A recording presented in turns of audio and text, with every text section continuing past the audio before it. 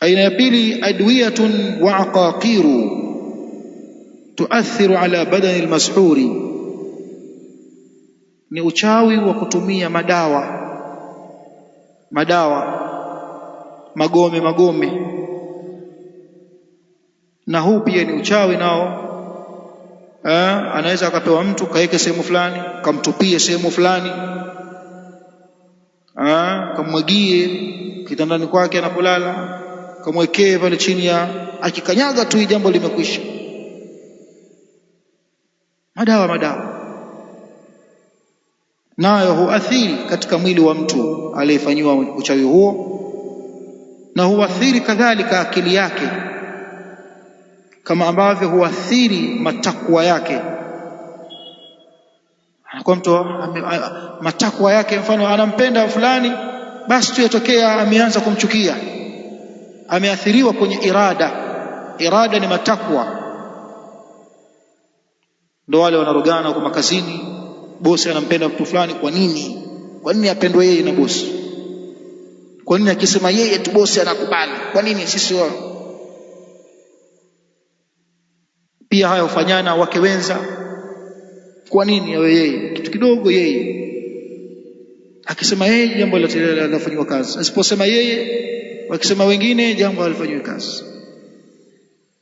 Ndio watu wanakwenda kugangani, kwamba mganga nimekuja ameona mimi ni mke na mke mwenzangu, naomba nifanye mambo. Yule mume yule amchukie yule mke mwenzangu, wala hataki hata kumuona. Yani zamu ikienda kwake, basi iwe nitafurani kuanzia siku hiyo mpaka zamu inaisha.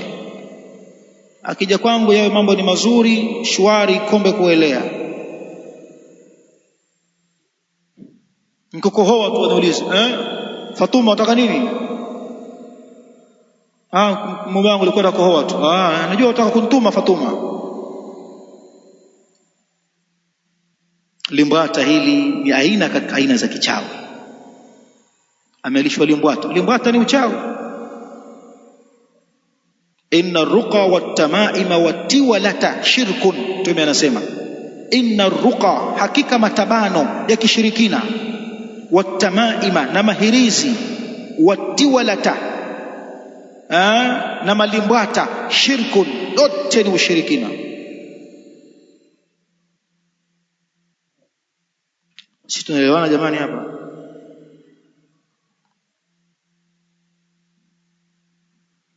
Hivyo kama ziko aina mbili, aina ipi katika hizi mbili humkufurisha mwenyewe kwamba akawa ni kafiri?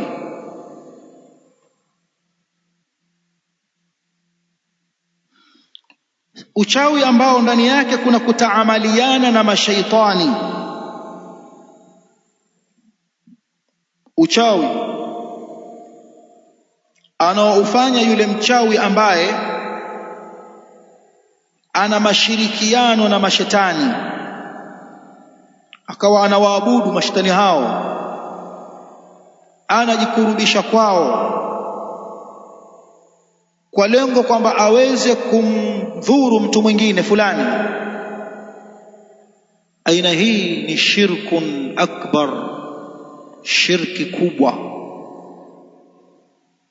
kwa maana anayeifanya hii anakuwa ni kafiri hata kama anaswali. Kama tuko naye msikitini, lakini akitoka msikitini ana vibanda vyake, anakwenda kuviingia huko, anakwenda kuvisujudia, anakwenda kuviomba, kwenda kuchinja kwenye matambiko yao huko, anakwenda kugaragara, anakwenda kuwaita wale wamsaidie, na yeye anapewa maelekezo afanye haya na haya, na yeye anafanya. Huyu ni kafiri hata kama atakuwa ana jina la Kiislamu, anaitwa Abdullahi, anaitwa Saleh, anaitwa Rajab, anaitwa Musa. Tunafahamiana vizuri hapa?